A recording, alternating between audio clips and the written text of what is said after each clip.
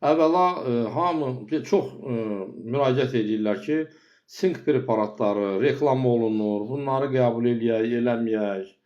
Belə deyək, sink insan orqanizmi üçün vacib mikroelementdir. Amma çox adam fikirləşir ki, sink içəcəm, məndə cinsi zəifliyim gedəcək. Bunlar hamısı boş-boş şeylərdir.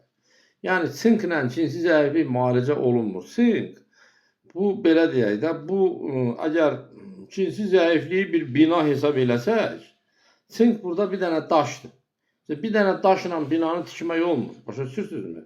Bu binada bir dənə daşdır. Ola bilər sizdə sink çatışmır. Sonra bəzi yoldaşlar deyir ki, getdim mənə sırada D vitamini yoxladılar.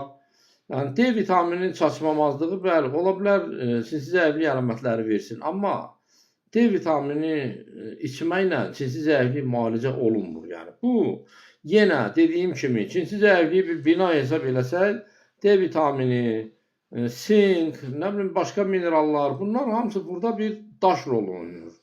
Yəni əsas bu deyil. Əsas yəni həmən o cinsi zəifliyi yaradan orqanizmdə olan problemlərdir.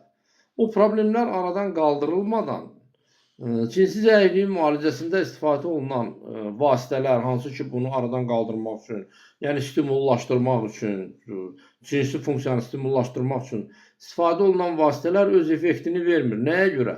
Orqanizmdə problem var. O problem imkan vermir ki, bu məsələ reallaşsın. Yəni həmişə bunu fikirləşmək lazımdır. Cinsi zəifliyin müalicəsində, yəni burada insanlar çox maraqlanırlar, deyirlər həkim bizə cinsi zəiflik müalicəsi barədə dərmanlardır, nə bilim qəşəng məcunlardır. Yəni hamıya burada müraciət edirəm. O məcunlar da, o minerallar da öz-özlüyündə əgər orada orqanizmdə problem varsa, onlar effekt vermir.